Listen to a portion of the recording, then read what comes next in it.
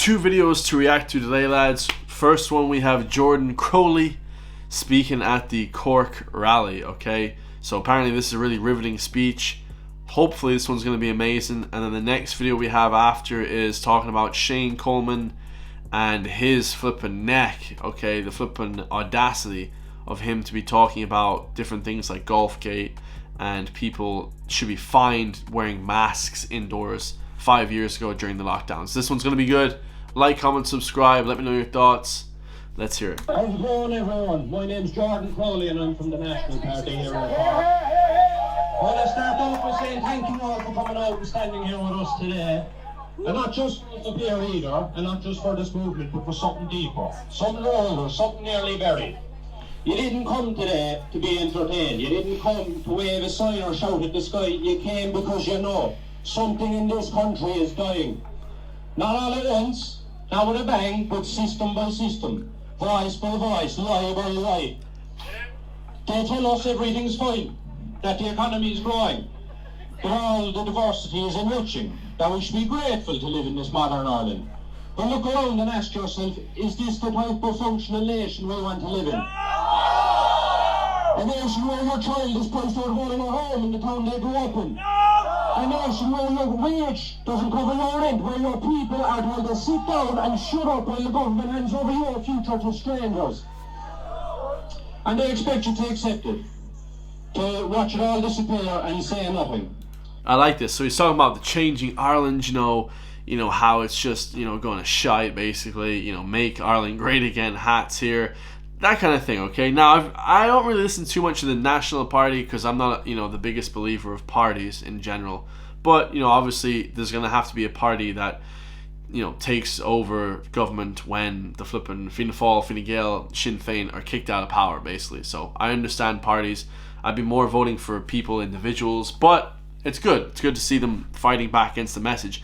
That's what I'm saying, guys. People have to come together on the right, the conservative movement, okay? Because if you don't, then, nobody's going to win, okay? And somebody has to win, okay? So let people, get to the heights that they should be getting to. But, it's interesting. He's in Cork, okay? The rebel county. This is basically where the rising started against the British, the oppression. So Cork, they're hardy bastards as well, like in Dublin. It's great to see this, okay? This was at the rally in Cork, like I said, over the weekend.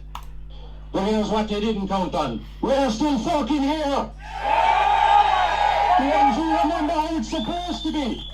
The ones who won't apologise for to live in a country that serves its own people. The ones who never forgot that Ireland is not just a market, not just a location, but a legacy. Yes. A people, a duty, a home. Yes. And for too long the decent people of this nation have been too polite, too patient and too afraid to say what they say. But I say, this is not your fault. You didn't fail your country failed you. Your leaders sold you out. Your media lied to you, your future was stolen and corrupted and ended up like spoils while you were told to be quiet and behave. Yeah, I agree. I think that a lot of people, were just lied to, like by the media, by the politicians. I think a lot of the times people always blame, oh, that guy's a sheep, that guy's this, that guy's that. Lads, everyone's a fucking sheep. Nobody looks into it, the stuff that's happening as much, because they're not in it, guys, like the National Party, like these different parties, okay, like all these different people that are fighting against the establishment right now. Okay, it's the duty of the people that are fighting against establishment to educate the masses of people, okay? Sure, I didn't know about this shit till about 2-3 years ago. Seriously, I didn't know fucking anything. And now I started looking at it, and immediately I was like, what the hell is going on? So there you go. They sold your homes for foreign investment funds. They packed your hospitals with foreign staff when driving Irish doctors and nurses out. They've rewritten laws to silence you and stifle opposition, all in the name of inclusion. They don't fix what they break.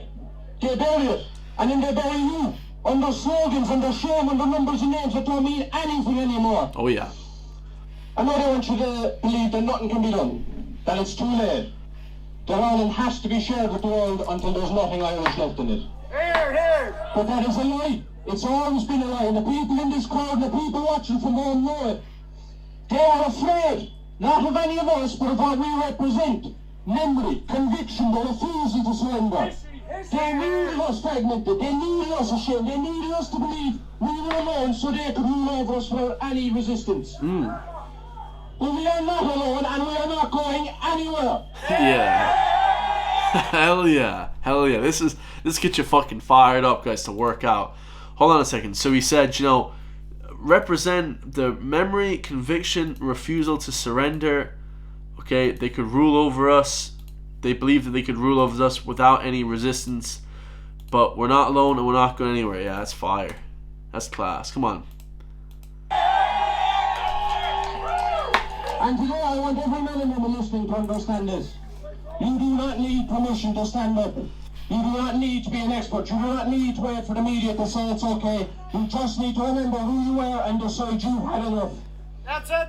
We don't need to burn anything. We don't need to riot. We need to rebuild. From the ground up, street by street, home by home, family by family. Because there is no cavalry coming to save us. There is no savior from the mainstream. There's a yes.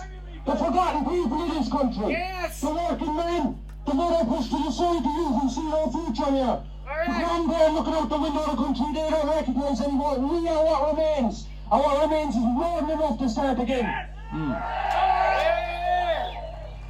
Ireland doesn't belong to Brussels. It doesn't belong to the NGOs. It doesn't belong to the landlords. It belongs to the Irish people.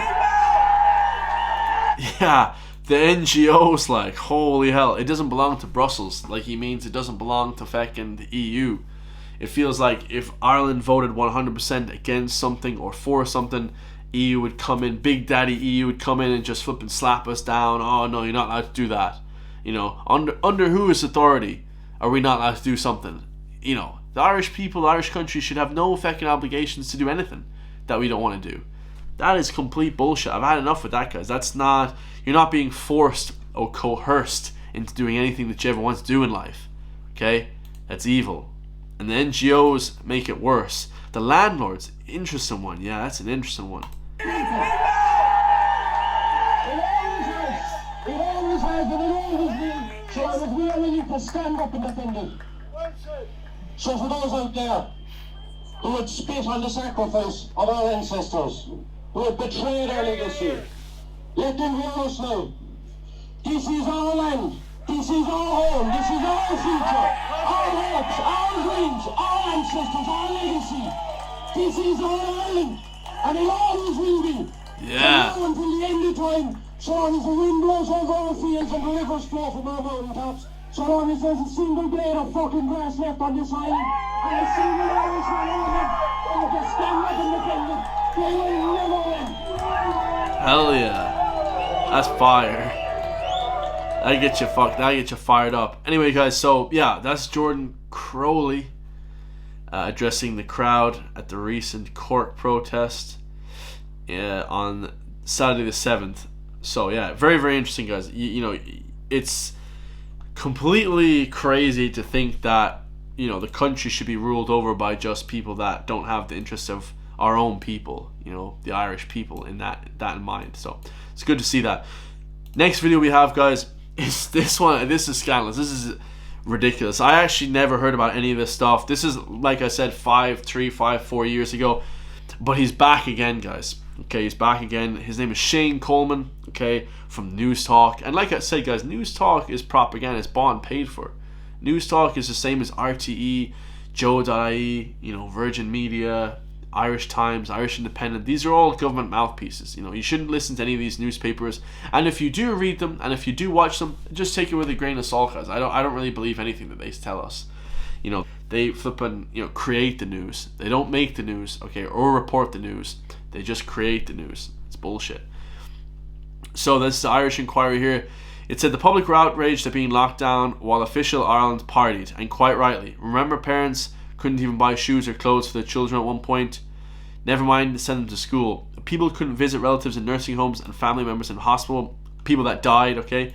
Yet they had no right to expect judges, politicians, and rich businessmen to keep the lockdown rule mentality, according to Coleman.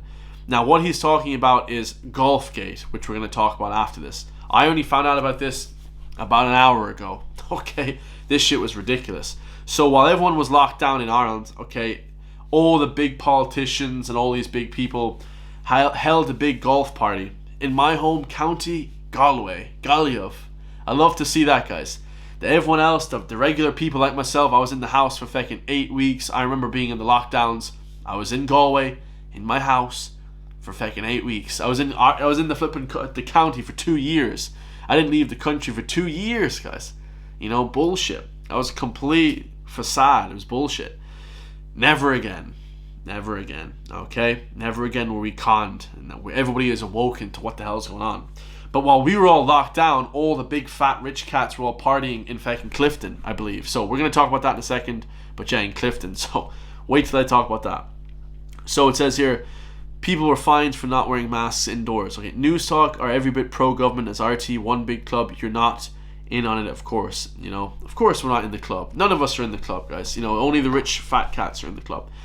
So Shane Coleman put up a video on News Talk 3 years ago. Things that there should be fines for people who don't wear masks indoors. Complete just... The guy is bought and paid for. This guy is getting paid to say these things, guys. He would never say these things on his own regard unless he was getting backed by the government and paid by News Talk to say it. Plain and simple. Ever. So then he put up another video. Okay, Shane Coleman on GolfGate. Do you remember the insanity of that story? Everybody went ballistic. 5 years later, I look back and think mob hysteria. So he actually agreed that the rich fat cats should have been let to just run wild and run their own sort of scandal, okay, called GolfGate, or the Oireachtas Golf Social Scandal. Was a political scandal in Ireland involving past and present members of the country's parliament, the Oireachtas, who attended the gathering of Oireachtas Golf Committee in Clifton, County Galway on the 19th of August 2020. That was like the height of the fucking lockdowns. And all these people, Dara Cleary, Jerry Buttimer, Phil Hogan. The gathering took place during public health guidelines that had issued in response to the lockdowns. A total of 81 guests attended the dinner, including the European Commissioner of Trade, Phil Hogan, a Supreme Court Judge, Seamus Wolfe. You'd think a Supreme Court Judge would have known better. Oh, not in Ireland, the 17th most corrupt country in the world.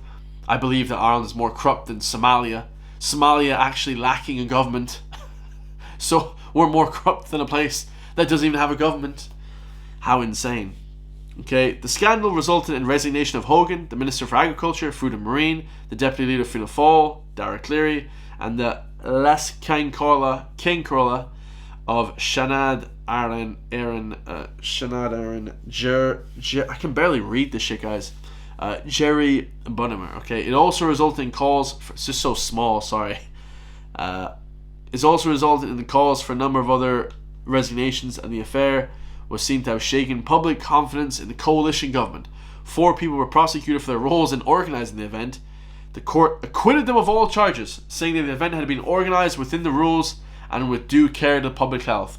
So not only, this is for all my beautiful Irish people, not only did they have a big party while all of us were stuck in the house, not able to buy toilet paper, people were dying, we weren't able to visit grandma in the hospital, and what did the elites do? They held a big party and they got acquitted. Okay? They got acquitted. They said, you are fine to do that. If you have rich and power in this country, you're ahead of the lesser than people in this country. Big surprise on that one. Okay? It was in the proper rules and with due care to public health. Yeah. Absolute bastards, guys. Let me know your thoughts. If you want me to help keep pushing back into mainstream media, hit the join link underneath the video. Become a member of my channel today. I love you all. County Gains gang.